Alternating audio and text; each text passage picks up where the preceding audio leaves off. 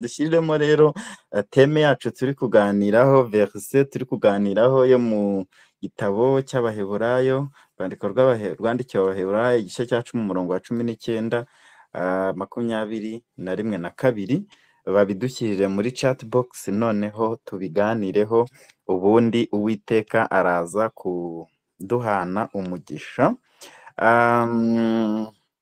kuko n'ubundi turiwo. Imana itugire neza cyane. Arakoze Emma. Reka dusome mu izina rya Yesu. Bibiliya yatubwiye ngo Bibiliya yatubwiye ngo nuko bene data, ubwo dufite ubushizi bw'ubwoba bwo kwinjizwa ahera cyane n'amaraso ya Yesu, tunyuze mu nzira yaduciriye nshya kandi y'ubugingo, inyura mu mwenda ukinze ari wo mubiri we. Kandi ubwo dufite umutambyi ukomeye utwara inzu y'Imana. Imana itugirire neza cyane. Amen. Dusome n'uwa 22. Twegere dufite imitima y'ukuri, twizera rwose tudashidikanya, imitima yacu iminjagirweho gukurwaho kwimenyaho ikibi. Imana itugirire neza cyane. Haleluya, haleluya. Aya magambo nayakunze cyane, nayanezerewe, kubera yuko arimo aragaruka kuri cya kindi nari ntangiriyeho, cyuko dufite umutambyi watwemereye kwinjiza ahera tunyuze mu nzira nshya. Niko ijambo ry'Imana ryatubwiye. Imana data itugirire neza cyane. Tunyuze mu nzira yaduciriye nshya kandi y'ubugingo, inyura mu mwenda ukinze ari wo mubiri we. Yesu atugirire neza cyane. Bavandimwe, ndagira ngo mbabwire ko iki kintu Kristo yakoze, iki kintu igitambo cya Kristo cyakoze ku musaraba, Pawulo yandikira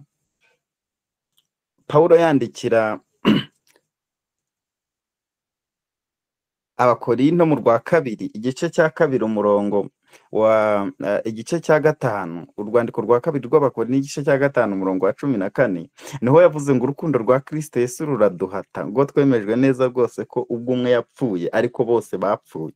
Imana itugire neza cyane. Ndagira ngo mbibutse ko icyo Yesu yakoze ku musaraba Igorogota cyatumye apfa, yapfanye n'icyitwa inyokomuntu. Nicyo umwanditsi yashatse kuvuga hano, arimo avuga ngo niko bose bapfuye. Yapfanye n'icya inyokomuntu yose, ni ukuvuga ni nko kumira Adamu n'ibyago yari amaze gutera, n'abari bagiye kumukurikira bose n'ibyari kuzabakurikira, arabimira, arabizamukana, ajya ku musaraba, abambanwa nabyo, ahambanwa nabyo, hanyuma azukana umubiri mushya, azukana intama nshya, azukana haleluya, haleluya. Imana itugirire neza cyane. Azukana kamere nshyashya, hanyuma azukana, arangije ibyo kuzukana, akanazukana kamere nshya. Ntabwo byari bihagije, ahubwo ngo arazamuka, aragenda yicara iburyo bwa Data. Bibiliya yatubwiye mu Efeso igice cya 1 umurongo wa 19 gukomeza, turaza kuhasoma mu kanya, ariko hari ijambo ritwereka uko Yesu yazamutse, uko byagenze. Ni ukuvuga ngo yarazamutse, ntiyazamuka gusa, ahubwo ngo yivuga hejuru. Niko Abaheburayo 2 havuga yabanzi b'umusaraba, ariko noneho aho mu Efeso hakavuga ko yazamutse agashyirwa hejuru y'imbaraga zose n'ubutware bwose n'amazina yose, ngo aravugwa muri iki gihe, nazavugwa mu gihe kizaza. Imana itugirire neza cyane. Icyo rero nicyo umwanditsi w'Abaheburayo hano yavuze, rero ngo nuko rero twegere. Imana itugirire neza cyane. Umwanditsi hano yavuze ngo ngo twegere dufite imitima y'ukuri twizera rwose tudashidikanya. Imana itugirire neza cyane, imitima yacu iminjiriweho gukurwamo kwimenyaho ibibi, n'imibiri yacu yuhagiwe n'amazi meza. Ndagira ngo mbibutse ko original plan y'Imana, nibatuzanire itangirira igice cya mbere umurongo wa 20 n'uwa 29, murebe ikintu gitangaje Imana yari yakoreye umuntu mu irema. Ndimo ngitekerezaho natangaye cyane. Itangirira igice cya mbere umurongo wa 28 n'uwa 29, murebe ukuntu Imana umugambi wayo na mbere hose yari ifite ikintu cyo guhereza umuntu dominion. Batuzanire Genesis chapter 1 verse 28-29, babidushyirire muri chat box, ariko reka tube dusoma mwumve ikintu Imana yari yakoze gikomeye cyane. Nidushaka duhere kuri 27. Imana irema umuntu ngo agire ishusho yayo, afite ishusho y'Imana niko yamuremye, umugabo n'umugore niko yabaremye. Umurongo nashakaga rero, Imana ibaha umugisha. Icya mbere, oh haleluya, glory to God, Imana yabahaye umugisha, nicyo cya mbere yakoze imaze kubarema. Imana yabahaye umugisha. Oh haleluya, haleluya, Imana itugirire neza cyane. Iby'umugisha reka nze mbe mbiretse ndabigarukaho mu kanya. Icya kabiri, irababwira iti mwororoke mugwire mwuzure isi. Aha, icya gatatu, mwimenyereze ibiyirimo. Icya kane, aricyo nashakaga cyane kwemfasayizingaho, mutware. Oh, dominate. Imana itugirire neza cyane.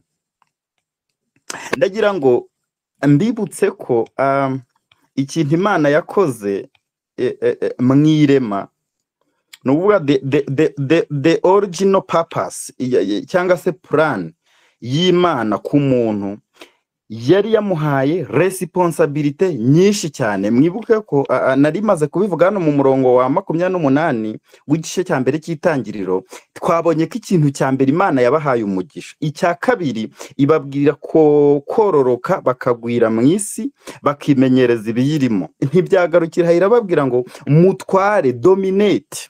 Yavuze ibintu byo mu buryo butatu. Yaravuze ngo mutwara amafi yo mu nyanja, aho nibiri mo hasi, inyoni n'ibisiga byo mu kirere, yavuze hejuru, n'ibintu byose bifite ubugingo byigenza ku isi. No kuvuga ngo Yesu yamenshoninze ibintu bitatu hano bikomeye. Yavuze mu mazi hasi, avuga ku butaka, avuga mu kirere. No kuvuga ngo umuntu yari yahawe total dominion, full power ku bintu byose. It is amazing rero ukuntu umuntu yamaze kugwa, bya bintu byose biramwihindukana. Ubu umuntu arabona imbwa akiruka, umuntu nyine bavuze intare n'ibindi bindi. Nyamara Imana yari yamuremye, yamuhaye the full control kuri bya bintu byose. Ko yatubwiye ngo mutware Bibiliya yatubwiye ngo mutware amafi yo mu nyanja, mutware ibisiga n'inyoni byose byo mu kirere, and then n'ibikururuka byose byo ku isi. Imana itugire neza cyane. Ariko uyu munsi wa none n'imbeba hari igihe ijaganya nijoro bikaba ibibazo, ugasanga hari n'abirutse. Ibyo biraza kukwereka the foreign nature y'umuntu, biraza kukwereka kugwa kwa muntu aho kwatugejeje, aho kwagejeje umuntu. Ariko nkuko turi kubibona, Imana yo the original plan, igitekerezo yari ifite mbere ku muntu kwari ukudomina each and everything ku isi. Yagombaga kudomina buri kintu cyose yari iremye. Hanyuma Imana iranavuga ngo kandi Imana 29 irababwira iti dore mbahaye ibimera byose byera imbuto, ibiri mu isi yose n'igiti cyose gifite imbuto zirimo utubuto twacyo bizaba ibyo kurya. Iyo ukomeje ubona ko inyamaswa nazo yahindukiye ikazihereza ibindi. Ngira ngo aha niho bamwe bakora theology yo kutarya inyama, bavuga ko zitari ziri mu by'Imana yageneye muntu, ahubwo yari yaramugeneye kurya imbuto nyine n'ibiti. Ibyo wenda nitubona umwanya uko Imana izagenda idushoboza tuzagenda tubiganira, ariko reka nivugire ku kintu twasomye hariya. Twabonye ko narindi kubereka Imana itangira ubundi igitekerezo cyayo cyari ikihe. Twabonye ko imaze kurema umugabo n'umugore, Bibiliya yatubwiye ngo niko yabaremye. Ikintu cya mbere bahise bavuga yabakoreye, yabahaye umugisha. Oh, haleluya! Imana itugirire neza cyane. Mwibuke ko rero nyine ibintu by'Imana Imana ntabwo yivuguruza. Ni ukuvuga ngo nk'uko twabonye ko isezerano rya kera ryari igishushanyo cy'ibyendaga kuza, n'ubundi ikintu Imana yakoze imaze kutubyara bwa kabiri, imaze kongera gukora restoration, imaze kongera kuzura twebwe abari bapfuye, ikintu cya mbere yaduhereye umugisha muri Kristo Yesu. Imana itugirire neza cyane. Nicyo umwanditsi wandikiye Pawulo yandikira Abefeso yababwiye igice cya mbere umurongo wa 3, aravuga ngo ashimwe Imana se w'umwami wacu Yesu Kristo, niwe waduhereye umugisha, imigisha yose iyo mu buryo bw'umwuka muri Kristo Yesu. Imana itugirire neza cyane. Tumaze kuvuka ubwa kabiri, tumaze kwakira aka gakiza, ikintu Imana idukorera cya mbere ni uko tuba duhindutse abanyamugisha, tubiherewe muri Kristo Yesu, tuba duhawe umugisha, tuba tubaye blessed muri Kristo Yesu, kuko ni nacyo n'ubundi Imana yakoreye umugabo n'umugore imaze kubarema, Adamu na Eva niko yabaremye. Hanyuma ikintu cya mbere batubwiye rero, yababwiye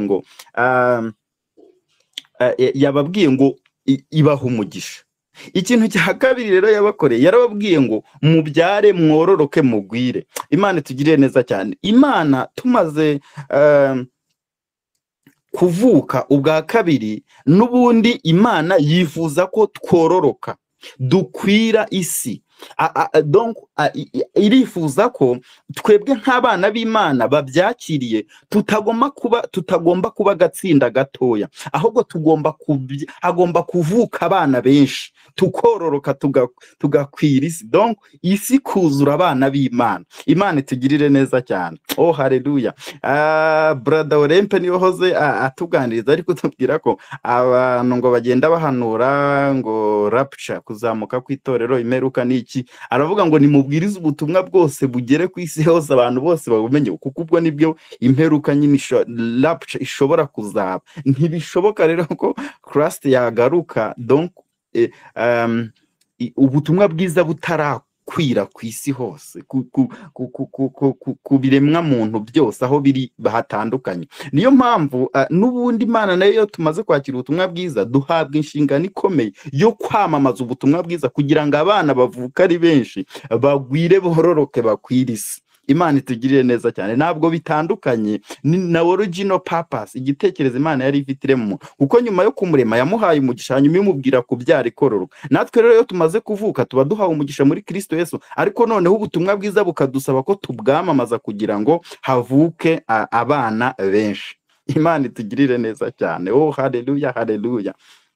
Icya gatatu rero, Imana yaramubwiye ngo umutware, dominate. Imana iyo imaze kutubyara, tugahabwa umugisha, tugahabwa inshingano zo gukwirakwiza ubutumwa kugira ngo havuke abana benshi bororoke b'Imana, bakwira isi, duhabwa ubutware. Haleluya! Tubwirwa gutwara, kudomina.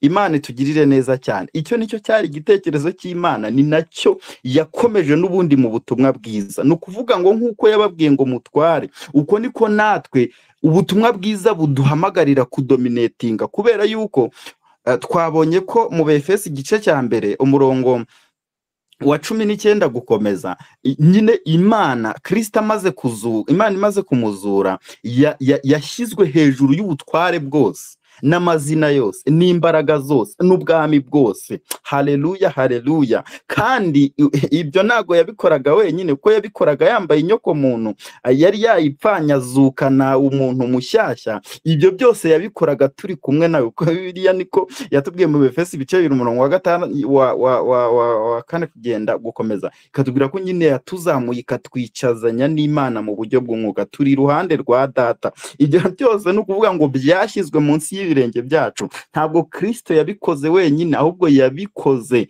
turi muri we nawe ari muri twebwe. Imana itugirire neza cyane. Imana rero imaze kuduha umugisha ikawuduhera muri Kristo Yesu, turasabwa kwamamaza ubutumwa bwiza kugira ngo havuke abana benshi, tubyare, twororoke, tugwire isi, ubutumwa bwiza bwamamare hose. Icya gatatu rero ni ukudominatinga. Hanyuma ntabwo rero ari ukudominatinga. Nahoze numva Apostle Namana arimo abyigisha, aho nyine hari abantu bagiye bumva buri wese umuntu ushaka kunkurikira yikorera umusaraba we yankurikire, bagakora misinterpretation.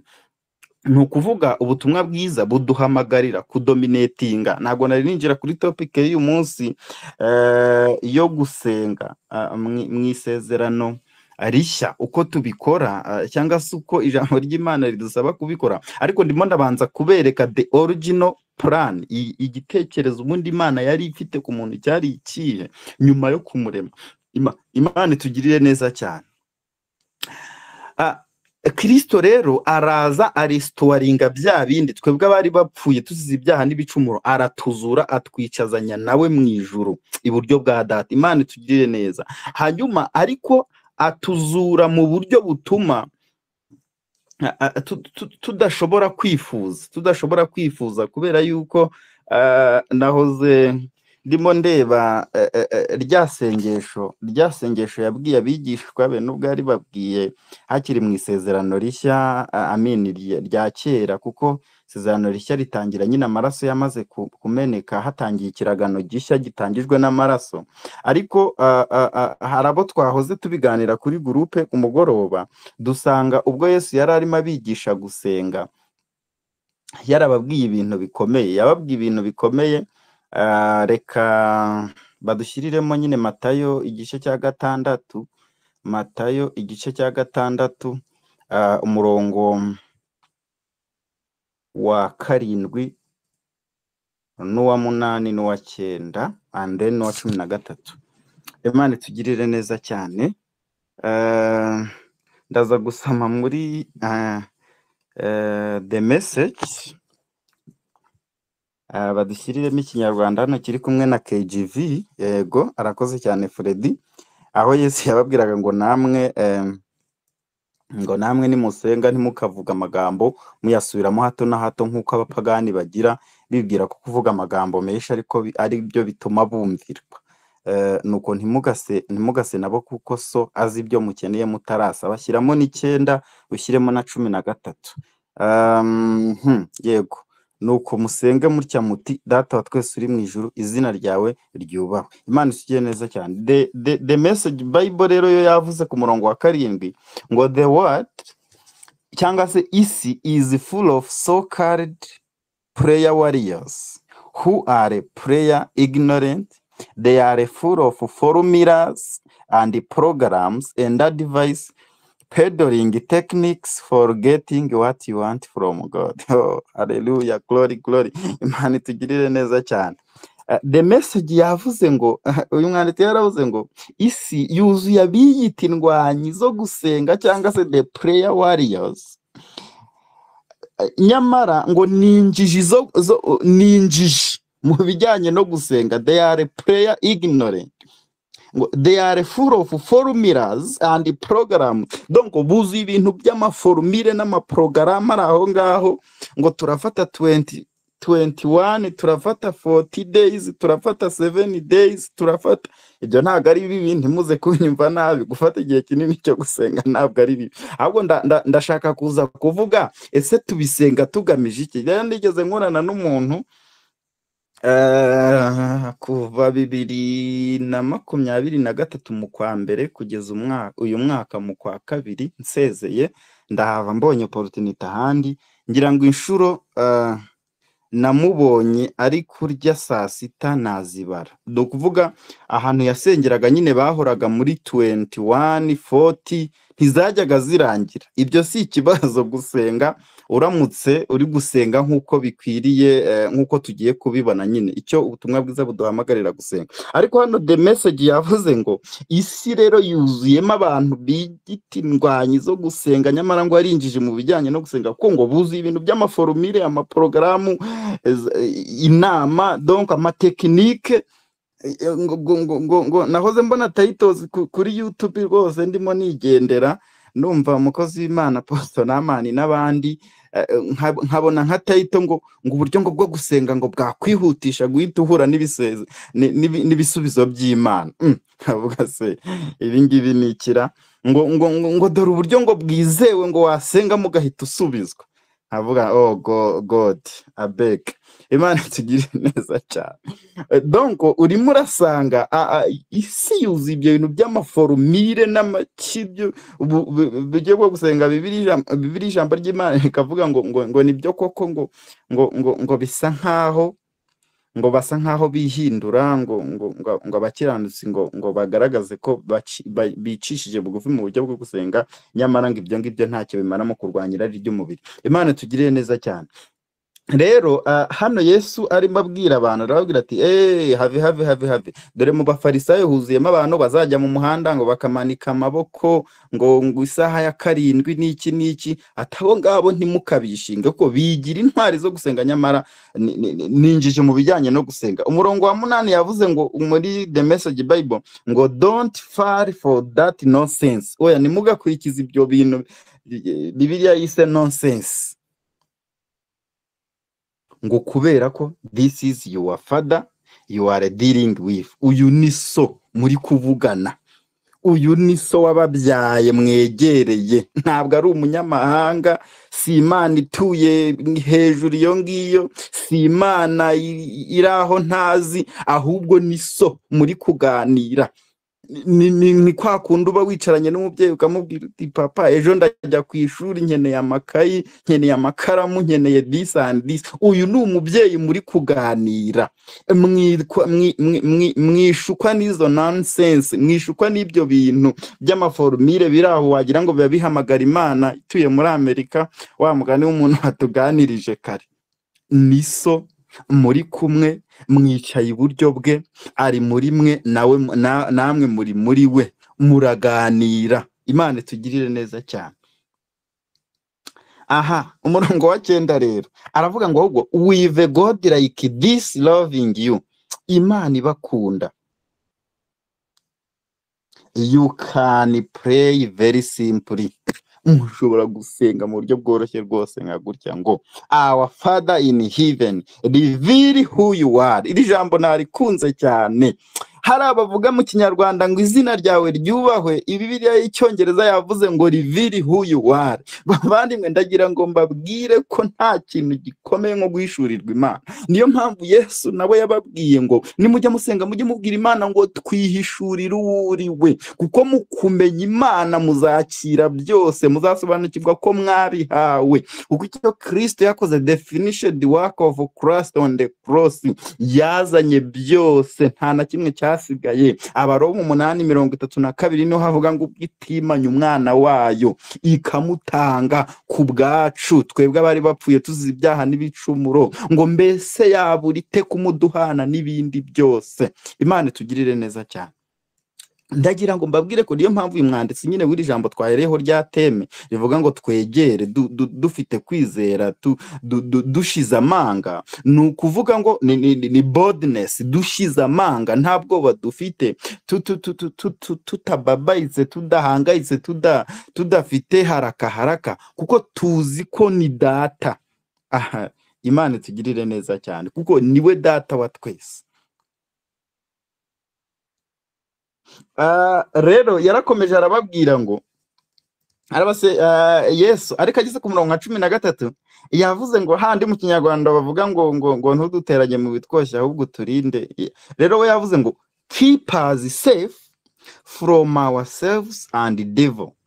Nukuvuga ngo yavuze ngo ubwo muri bube musenga umujye mubwira Imana ngo keep us safe from ourselves and devil.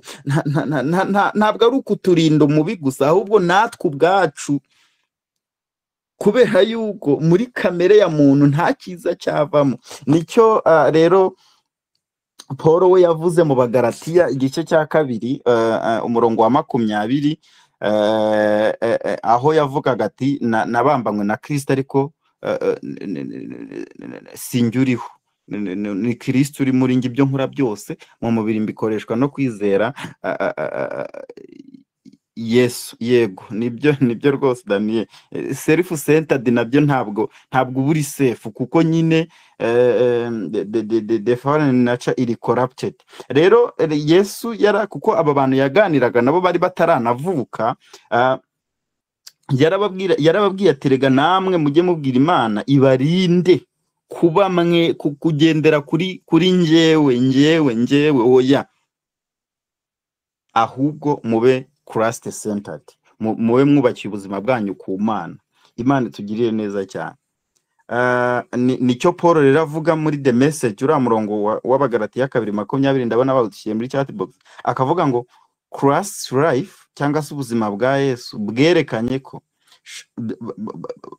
bwanyeretse, showed me how and enabled me to do it. Bwanyeretse ukuntu nuko bikorwa. I identified myself completely with him. Donc narisobanukiwe, mbona ko nuzuye, ndashyitse muri Kristo Yesu. Imana itugirire neza cyane. Aravuga ngo rero I have been crucified with Christ, nabambanywe nawe ubwo yajyaga ku musaraba, twari kumwe. Yavuze ikintu gikomeye cyane, my ego is no longer central. Ego yanjye ntabwo igifite agaciro, inarijye njyewe ntawe ugihari. It is no longer important that I appear. Avuga ikintu gikomeye cyane. It is no longer important that I appear righteous before you, or have your good opinion, and I'm no longer driven to impress God. Ntabwo tukiri abantu bashaka gushimisha no kunezeza Imana, ngo ndakora 21 ngo ndave yanyishimiye. Umunsi umwe sinzibagirwa twigeze dufata amasengesho y'imisi 4 muri segonderi mu wa 5, twari dufite abana dusengana turi mu muriro ushyushye rwose utwika ukongora, nje n'umupeti bita Fideli na Kanyanzira Olivine aramuzi, na Orempe niba ariho, tuba turafasha amasengesho y'imisi 4 tuyikubisemo. Tugeze ku munsi wa 2, umwana w'umuhungu abagiye mu bicara, avuze ati nabishimiye, ati bana banjye, ati kubera ukuntu mwankoze ku mutima, atuye iminsi yanyu nyanditsemo iminsi 6. Avuga nti karabaye. Haravuga ati nabanezerewe rwose, ati amasengesho yanyu, ati mukoze, twari turi ku munsi wa 2 tubutangira, 6 ndayanditse, mutahe mwirire bana banjye mwanejeje. Iyo Imana itugirire neza cyane. Ariko Paul hano yavuze ngo I'm no longer driven to impress God. Ntabwo nyiri umuntu ushishikajwe no kunezeza Imana, kubera ko Yesu aba muri nje. The life you see me living is not mine. Ubuzima mbaho si ubwanjye, but it is lived by faith. Mbubaho kubwo kwizera Yesu Kristo, umwana w'Imana wankunze akanyitangira. Imana itugirire neza cyane. Bavandimwe rero, ndagira ngo mbabwire ko uburyo bwo kwegera Imana kuri twebwe nuko twegera Imana dusobanukiwe neza ko igitambo cya Kristo cyo ku musaraba cyarangije byose. Ni ukuvuga ngo twenjoyinga the finished work of Christ. Imana itugirire neza cyane. Twenjoyinga igitambo cyarangije byose. So we don't beg rero, ntabwo dusabiriza, dusaba iby'ubuntu bwamaze kuduhera muri Kristo Yesu. Imana itugirire neza cyane. Ahubwo mu isezerano rishya turusenga, we pray from a place of boldness. Twegera Imana dushize amanga, dufite kwizera, nk'uko ijambo ry'Imana twarisomye muri kiriya gice cy'Abaheburayo igice cya 2 umurongo wa 22, kandi dusobanukiwe ko iyaduhaye umwana wayo itabura kumuduhana n'ibindi byose. Imana itugirire neza cyane. Twebwe rero iyo dusenga ntabwo tuba dukora transaction ngo reka ngo tubohoze ibyacu byaboshywe, ngo reka ngo twubake igicaniro ngo gihora kirinze ibyacu. Oya, igicaniro kizima ni Kristo. Imana itugirire neza cyane. Ibintu byo kuvuga ngo ntabwo ngo nutubaka igicaniro iwawe ngo abakongo abana bawe ngo kubona abagabo bizabagora, ngo kugira ubwenge bizagorana, ngo niba uri umukobwa ngo ukaba udafite igicaniro cy'amasengesho ngo uragumiwe kabaye, ngo niba uri umusore ngo ukaba udafite igicaniro ngo uzatereta bipfe. Come on, dufite umutambyi mukuru watwinjije ahera. Imana itugirire neza cyane. Atwicaza ahantu hejuru iburyo bw'Imana, adushyira hejuru y'ibintu byose. Iyo numva rero abantu barimo bashaka kugereranya icyo Kristo yakoze n'utwo tuntu tw'amafuti, ngo two kudashaka, ngo two ngo kutabugira ubwenge ku bana, ngo two ngo gukena n'ibiki, mba numva ari ibintu bibabaje cyane. Ariko Imana itugirire neza cyane. Dukwiye gusobanukirwa rero icyo umusaraba wa Yesu wadukoreye, kubera yuko icyo umusaraba wa Yesu waduhaye kirenze cyane utwo tuntu. Ntabwo rero twebwe tubeginga, ntidusabiriza, ntitugenda nk'abantu bari kuvuga ngo Mana ngo urumva ngo nyine ngo bikore gutya. Hari udukorasi twabaga turi kubyinaho mu cyumba ngo Mana uramutse utabikoze ngo umurimo wawe wapfa. Come on. Azifu nyine turi kudictating Imana ngo Mana uri umwuka n'umuriro, umuriro wawe wake, Mana uramutse utabikoze umurimo wawe wapfa wagawa. Come on. Imana itugirire neza cyane. Iyo dusenga rero twebwe gusenga mu isezerano rishya, dusenga twegera Imana dushize amanga, dusobanukiwe ko icyo Uwiteka yakoze ubwo yazuraga Kristo akamuzamura, kandi akamuzurana natwe, akatuzamura akatwicazanya nawe iburyo bwe. Yaraduhaye full authority, yaraduhaye full control, yaraduhaye full dominion. Ntidukwiye gusenga rero ngo Mana uramutse utabikoze ngo umurimo wawe wagawa, ngo umurimo wawe wapfa. Come on, birababaje cyane. Ntago twebwe rero dusenga ngo tubohoze ibyacu byaboshywe, ngo tuzinge karande, ngo tubohoze ngo ibyacu ngo inzige zariye. Ahubwo dusenga ngo duhishurirwe Kristo, duhishurirwe ibyo yakoze. Niko umwanditsi wandikiye Abefeso cya gice cya 1 umurongo wa 17 yababwiye ngo ndabasabira kugira ngo amaso y'imitima yanyu ahweze, mumenye ibyo mwiringizwa niyabahamagaye, ngo mumenye n'ubwinshi bw'ibyo Imana izaragabera. Bibiliya y'Ikinyarwanda ntabwo yabisobanuye neza. Bibiliya y'Icyongereza iravuga ngo ibyo yamaze kuragabera. Imana itugirire neza cyane. Nuvuga iyo dusenga tuba tugamije guhishurirwa, tuba tugamije kumenya twahawe iki, Kristo tumwakira yaduhaye iki, tubihishurirwe, tubyakire, tubigenderemo. Otherwise tuba tumeze nk'abagaragu. Niko Abagalatiya bavuga, bakavuga ko umuntu nyine yakiri umwana atwarwa n'abamurera, kubera yuko abatarasobanukirwa ngo amenye umurage w'ubwami yahawe. Imana itugirire neza cyane. Ikindi nuko mu gusenga mu isezerano rishya twebwe dutangirira mu kiruhuko, then we speak. turaruhutse, twinjiye mu kiruhuko. Niko Abaheburayo igice cya 4 umurongo wa 11 havuga ko dukwiye kugira umwete wo kwinjira mu bundi buruhukiro ari bwo Kristo. Nuvuga kandi nawe niko yari yavuze muri Matayo, yaravuga ngo abarushye n'abaremerewe muze munsange ndabaruhura, mwemere kunyigiraho kuko noroheje mu mutima, namwe muzabona uburuhukiro mu mitima yanyu. Imana itugirire neza cyane. Nuvuga ngo muri Kristo Yesu rero twebwe iyo dusenga dutangirira mu kiruhuko, ntabwo tujya gushaka ikiruhuko kwa Kristo, oya, ahubwo iyo twamwakiriye tuba turuhutse imirimo yacu nk'uko nawe yaruhutsiye. Imana itugirire neza cyane. Ahubwo noneho from that rest, kuva muri icyo kiruhuko twicayemo turimo, we speak, twatura ukuri twamenye ko ibyo turi byo muri Kristo Yesu.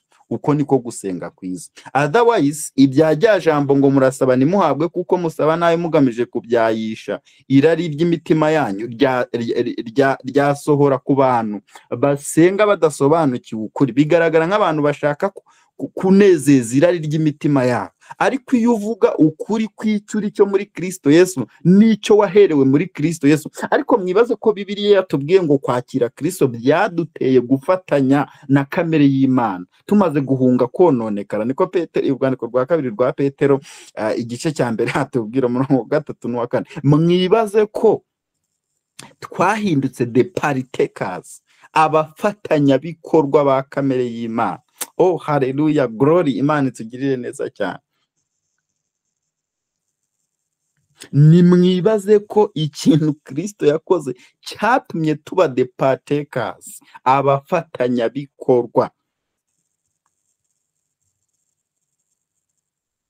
Imana itugirire neza cyane.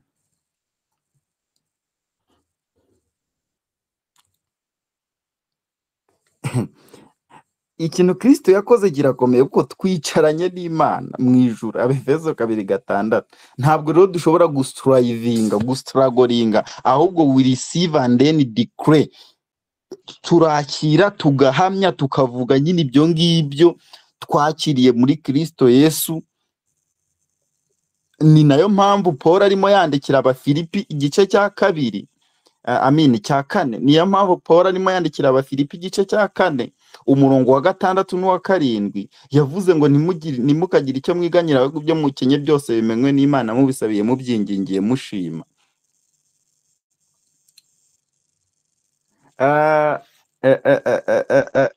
Ndagira ngo mbasomere Bibiliya y'Icyongereza hano ukuntu yavuze iriya verse, yarantangaje cyane.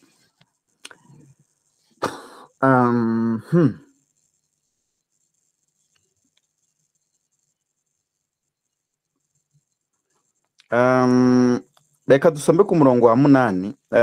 Nyuma yuko Paul ababwiye ngo ntimukagire icyo mwiganyira, ahubwo ibyo mukeneye byose bimenywe n'Imana, mubisabiye mubyingigiye mushima, ngo nuko amahoro aruta uko yamenywa za mu mitima yanyu. Umurongo wa 8 yababwiye ijambo rikomeye hano mu Bafilipi igice cya 4 niho turi kuvuga.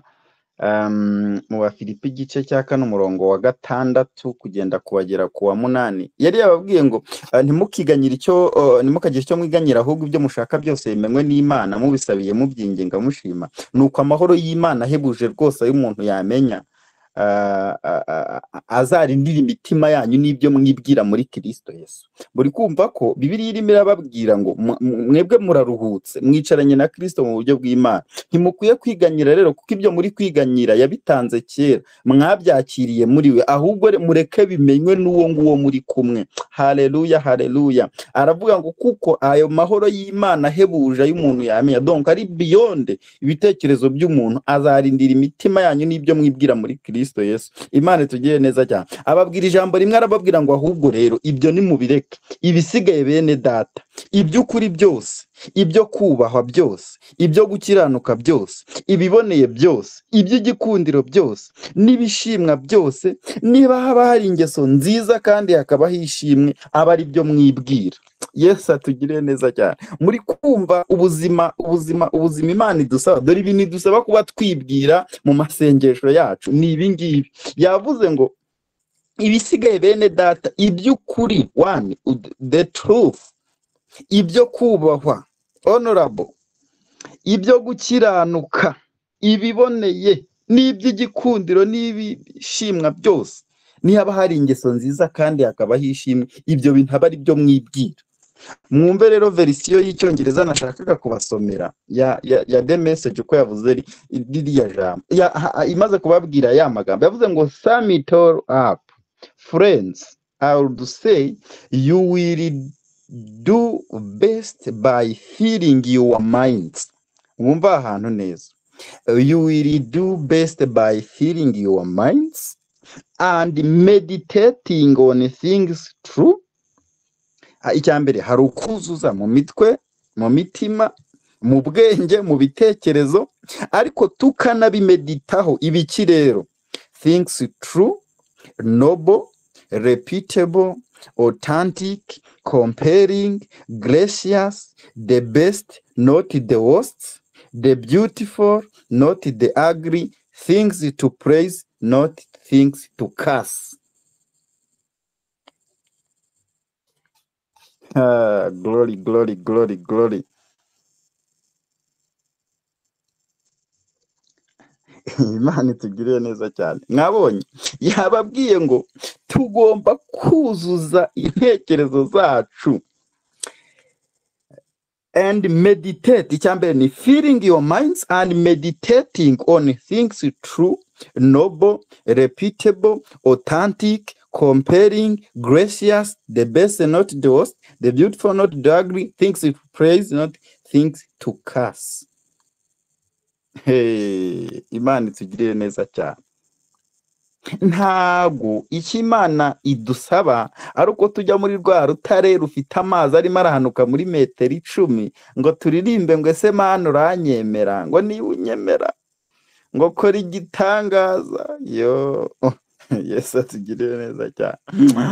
Ukabona rwose abantu b'abamama bagiye n'utwana barapfukamye mu mazi arimo arahanuka nko muri metero 5, ati Mana ndashaka unkorera icyumutse abaturanyi banjye babibone. Yesu atugirire neza cyane. Ntabwo ari ibyo rero Imana idushaka. Mu gusenga kwacu yatubwiye ngo dukwiye kuzuza intekerezo zacu tukanameditatinga ku bintu biri true, biri noble, biri reputable, biri righteous, biri beautiful. Ni ukuvuga ngo ubwo nibwo buzima nyine bwacu. Dukwiye kwa approaching Imana tuzi ko definition the work of the cross, igitambo cya Yesu ku musaraba cyaduhereye byose muri we, ahubwo tukabyibwira. None se muribuka ko Imana ihereza batuzanire Yosuwa igice cya mbere umurongo wa 8. Muribuka Imana ibwira ihereza inkoni Yosuwa ateka ingova asimbuye kwa Mose uko yamubwiye.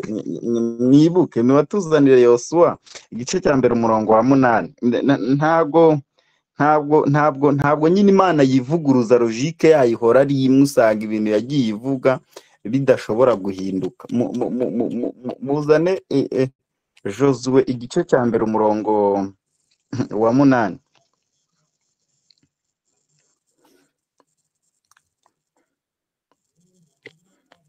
Yesu atugirire neza cyane. Umva uko Bibiliya yamubwiye.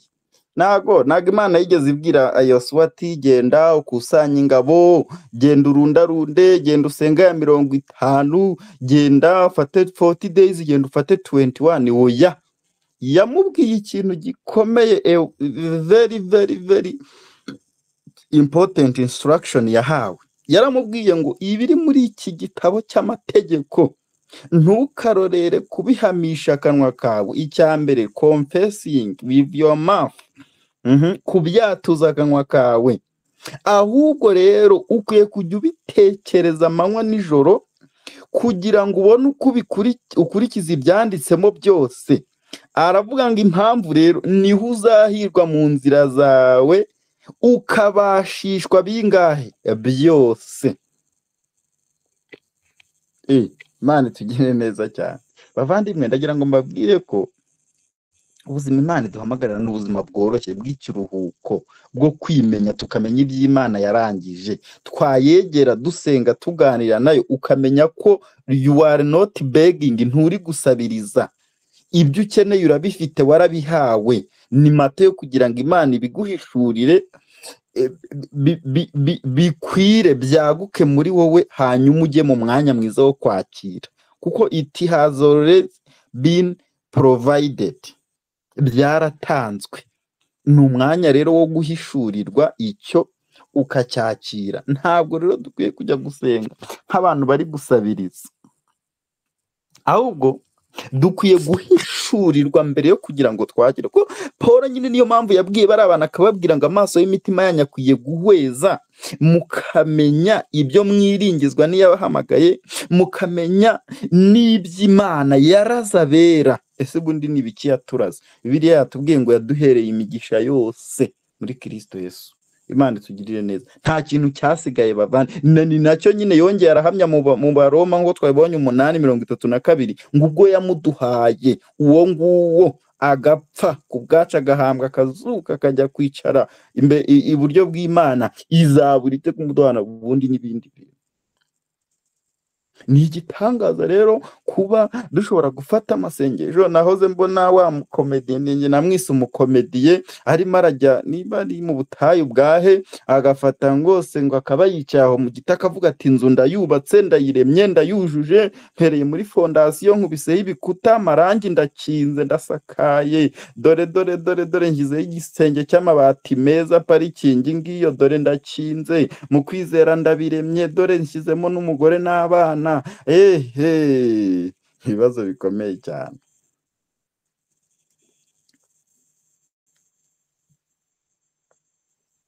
Ngo arayiremye aranayubaka, arangije ahaguruka atashye, yajyanye n'umukameramani, ari ibisigaye bibera hano hanze nabyo ni ibitangaza.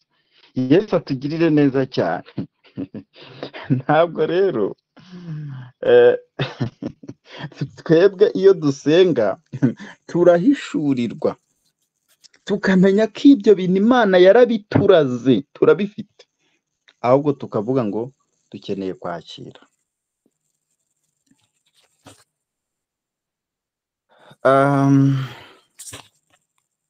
Iyo twegera Imana rero tuyegera nk'abana, ntabwo tuyegera nk'abagaragu.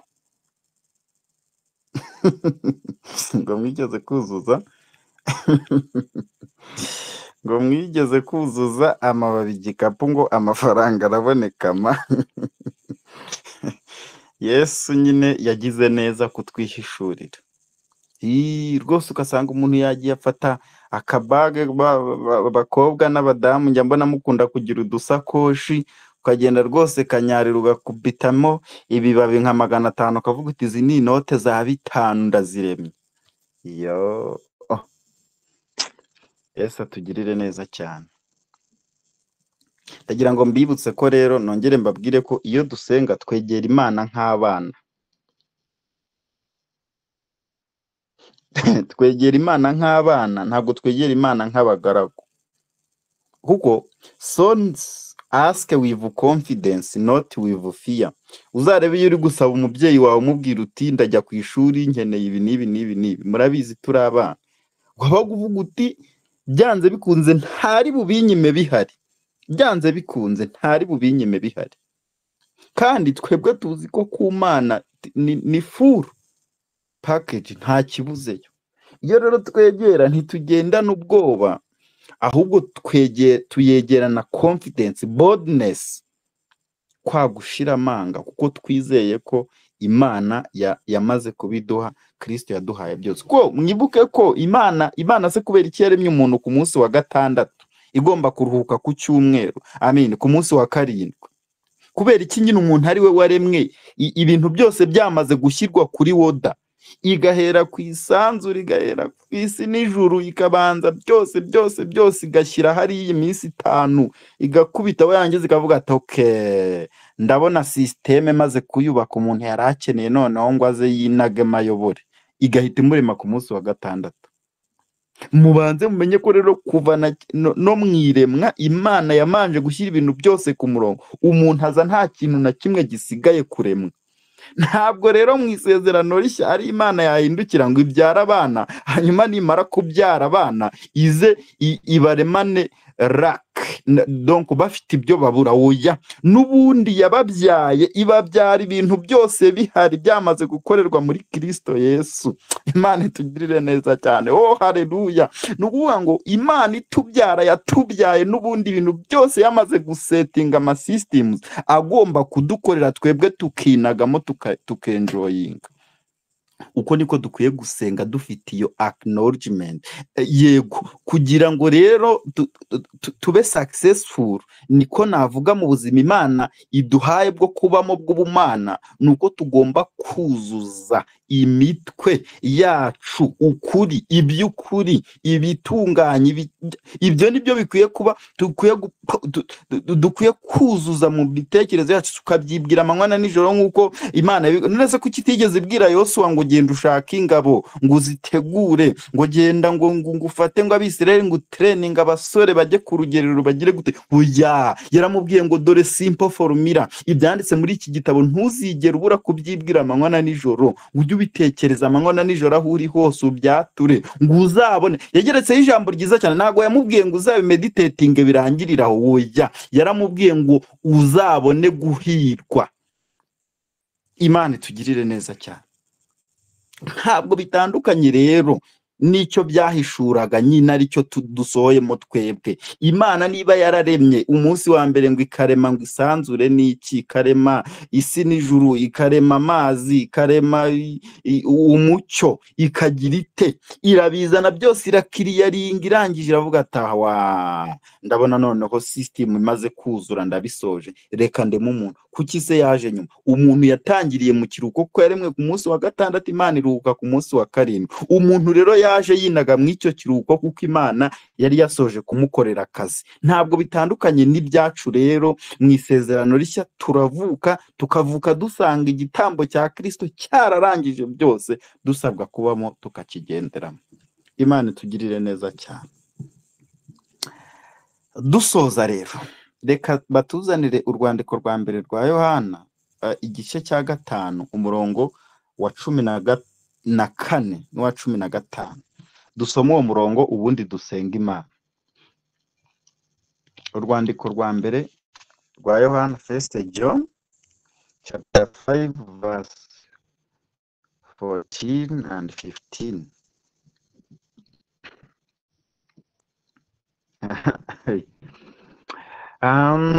Nishaka duhere ku wa 13. Ibyo ndabibandikiye mwebwe abizeye izina ry'Umwami w'Imana, y'Umwana w'Imana, kugira ngo mumenye yuko mufite ubugingo buhoraho. Kandi iki nicyo kidutera gutinyuka imbere y'Imana, nuko twumva iyo dusabye ikintu nk'uko ashaka. Kandi tuzi yuko yumva icyo dusabye cyose. Amen. Kandi ubwo tuzi yuko yumva icyo dusabye cyose, tuzi nuko duhawe ibyo tumusabye. Imana itugirire neza cyane. Mu isezerano rishya twegera Imana dusenga tuzi neza ko Imana iri butwumve, kuko turimo turatura ibyo yaduhaye. None se ubu so aramutse yarakugabiye, umubyeyi wawe, papa wawe cyangwa mama wawe aramutse yaravuze ati mwana wanjye Gerard nkugabiye iriya nka y'igaju iri hariya, hanyuma ukabyuka ukavuga uti papa iriya nka yanjye y'igaju rwose, iriya nka y'igaju ni iyanjye. None se papa wawe yakwivuguruza kandi yarayikugabiye? Yavuga ati iriya nka ni iyawe mwana wanjye, wayihawe cya gihe nabivugaga. Uko niko impamvu Bibiliya yavuze ngo tuzi yuko Imana twumva iyo dusenga nk'uko ashaka, nuko twebwe iyo dusenga intekerezo zacu twamaze kuzuzuza ukuri, twamaze kuzuzuza ukuri kw'ijambo ry'Imana, dusenga twatura nyine bya bindi twamaze guhabwa. Niyo mpamvu Imana iba kubyumva ikavuga ati wi, ibyo uvuga nibyo, bya bintu byose narabiguhaye, nabiguhereye muri Kristo Yesu cyagiye yamanikwaga kuri cya giti agahinduka ikivuma akabambwa akazuka. Burya rwose ibyo urimo uravuga ni kijya gihe wabyakiriye, ahubwo enjoy. Apana kujyana amen amen amen amen. Apana kujyana spirit of fear, apana kujyana spirit of begging, umwuka w'ubwoba n'uwo gusabiriza. Uvuga ati ariko mana nahoze mbona akamemu kavuga ngo mana ngo ko atari njye wishe ngo aberi ngo ntaba ari nanjye wagize gute ngo uranyimira iki ku mafaranga. Hari abantu bajya gusenga rero bafite mindset nk'iyizo jokes. Twe rero ntabwo tujyana izo mindset za gikene n'ubwoba imbere y'Imana, kuko twebwe tuzi ko twabihawe. Ahubwo turavuga ngo papa, ubwo Kristo yapfaga akazuka, none se Bibiliya ntivuga ngo Dawidi ntiyarimo avuga ngo nari umusore none ndashaje ariko sinigeze mbona umukiranutsi akena cyangwa urubyaro rwe ngo rusabirize. Naho ngaho rwose duhagurukira. Ntago tujya gusenga Imana ngo tuyibwire ngo Mana ngo uratwimira ikibiryo, ngo usenga abana banjye urabimira ikiminerivare, ngo se Imana ngo uranyimira icy'akazi, ngo se Imana ngo nagucumuye, ngo se ko atari njye munyabyaha. N'abarokore bo tuzi no kwihindura abakiranutsi boshye babandi bajyaga mu nzira bagasenga bati urabizi dusenga kangahe ku munsi. Avuga Mana ko ndi umukobwa wakubashye utariyandaritse, warinze virginity yanjye n'iki, ati koko wantabaye. Ati urabizi ko ntigeze njya mu basore, kwa kundi nyine mbese akigira hori yakiyeza. Akavuga ati rwose urabizi ko ndi umukobwa wirinze wagerageze gukomera, wampaye umugisha ko ntigeze niyandarika. Ndi umusore wirinze wagerageje kwifata utaragize icyaguhemukira. Imana ikomeze yihishurira abantu bayo. Ati wampaye umugisha, turabizi naragerageze ntago nigeze ndiganya, ntago nigeze niba. Come on, barimo bara expressinga self righteousness. Imana tugirire neza cyane, gukiranuka kwa muntu kandi kudahari kutanashoboka. Ariko twebwe twegera Imana nk'abantu basobanukiwe ko ibyo tuzarya, ibyo tuzambara, abagore tuzashaka, abagabo tuzashaka, abana tuzabyara, amashuri tuziga, ibyo bintu byose byararangiye kera. We are walking in definition work of Christ. Imana itugirire neza cyane. Niyo mpamvu rero umwanditsi yavuga ngo ubwo tuzi ko dusaba nk'uko Imana ishaka iratwumva, kandi tuzi ko ubwo yumva ibyo dusaba imaze no kubiduha twabihawe. Mbese si cyo Yesu yavuze arimo abwira abigishwa, akavuga ngo nuko rero musabe muzahabwa, icyo muzasaba cyose mwizeye icyo muzasaba cyose Data mwizeye mumenye ko mumaze kugihabwa. Niko Yesu yavuze. Twebwe rero twegera Imana nk'abantu bamaze guhabwa. Tugiye gusenga Imana. Imana itugirire neza cyane. Ngiye gusaba Beta ashyireho mikoro niba ari mu mwanya mwiza adufashe gusenga Imana. Tugiye kubwira Imana tuyibwire ngo twebwe twarimo twibukiranya ko tuzi abo turi bo muri Kristo Yesu. Ntidukwiye gusenga nk'abantu basabiriza, nk'abantu bari kugutera impuhwe, nk'abantu donc babuze uko babigenza, nk'abantu mbese bazahariye hanze aha. Oya, tuzi ko twahawe byose, tuzi ko twahawe byose muri Kristo Yesu. Ahubwo Kristo dufashe turushaho kugusobanukirwa. Igamana we Apostle Namani yari atubwirije kwa aya magambo ari muri iki gice cya mbere cy'Abefeso ndetse n'igice cya gatatu, uko Paul yasengeye Abefeso, yabasengeraga ibintu byo guhishurirwa mu gice cya mbere ngo bamenye nyine ibyo by'imbaraga Imana ihabera, bamenye ubushobozi Kristo yazukanye, uko yagiye hejuru y'imbaraga n'ubwami byose. Mu gice cya gatatu nabwo abasengera basabira guhishurirwa uburebure bw'umurambararo n'iki byose by'urukundo. Mu Mana akazi konyine tugira ni kamwe, ni ukumenya. Imana itugirire neza cyane, nyine nicyo kiduteranije. Akazi konyine twasigiwe ni ukumenya. Nkahita mbihindura rero nkavuga njyewe ngo ni ukwimenya. Akazi konyine twasigiwe ni ukwimenya muri Kristo Yesu. Ibyo yo birangiye, Imana ikaba yamaze kukwihishurira ukamenya uwo yakugize we. naho utuye, naho ubarizwe. Utu tuntu tundi nahoze mvuga dusigara ari utuntu duciriritse cyane udakwiye kuba unatekereza, kuko uzi ko Imana ibyo yakoze biri far away y'icyo ngicyo, icyo kintu giciriritse gutya. Imana itugirire neza cyane. Beta rero agiye kudusengera, dusenga tubwira Imana ngo akazi konyine twasigaranye twakabonye ni ukwimenya muri Kristo Yesu. Komeza kutwihishurira, udukore ku maso y'imitima yacu irusheho guhweza, tumenye neza ibyo twiringizwa nawe waduhamagaye ukatubyara tukaba abana bawe. Kabiri, tumenye rwose ibyo wamaze kuraga bera, ibyo waturaze waduhereye muri Kristo Yesu umwana wawe. Hanyuma tunamenye ubwishi bw'imbaraga ugenda uduha mu buzima bwacu bwa buri munsi. Ibi bintu nitubimenye, isi tuzayifata bugwate. Imana itugire neza, tuyihindurire Kristo. Amen, amen, amen. Tuzayifata mpiri, tuyigomororere Kristo Yesu. Imana ishimwe cyane, kuko iyo niyo misiyo yonyine dufite, ni uguhindura isi, donc tugafata mpiri byishyira hejuru tukabigomororera Kristo. Niko Paul yanditse.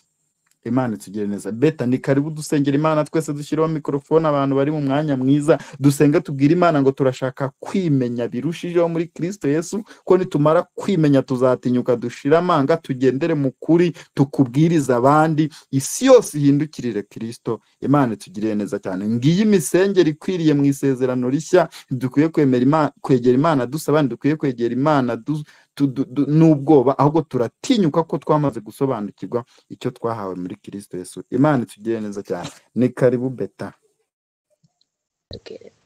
Thank you Jesus, turagushimiye, turaguhimbaje, tugushimira ko dukunda cyane, tugushimira rekera bashaya Riko shandara basakatara brakata shekerebo reko sakataria manderebo shandara basekete. Turagushimira data mwiza kuko ijambo ryiza twize, ushimwe kuko imisengero yahindutse yo mu isezerano rishya, ushimwe ko duhaye ibintu byose bizana agakiza no kubaho muri Kristo Yesu. Reko shandara basakatoria tarakose teremosia rakose from you. It's our light to the light to our spirit, light to our body, the light to our soul.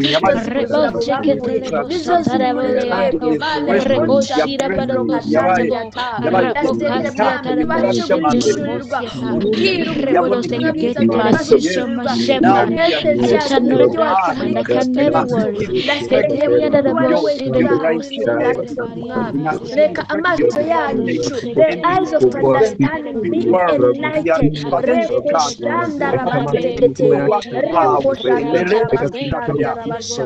Oh Jesus, tumenye the right way to play, tumenye ibyo dukwiye gusengera nk'uko ijambo ryawe rivugira ngo iyo dusabye gushaka kutumva kandi ibyo turasezeze mwami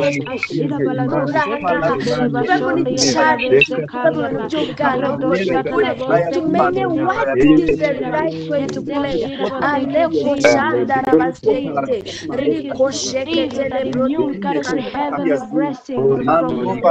Thank you, and I'm forever grateful and satisfied in you. We are complete. The fullness of God is raising you. Thank you, Father, that you know what we need before we even ask, before we even desire and think. The word is ours to conquer. The word is ours to shine into it. Let the knowledge shine and shine into our lives and to the surrounding. Let us have the heart to reach your people. Reach your people. Let us win more souls. Let us get to the lost. Let the Holy Spirit continue to energize us. Vitalize this mortal body.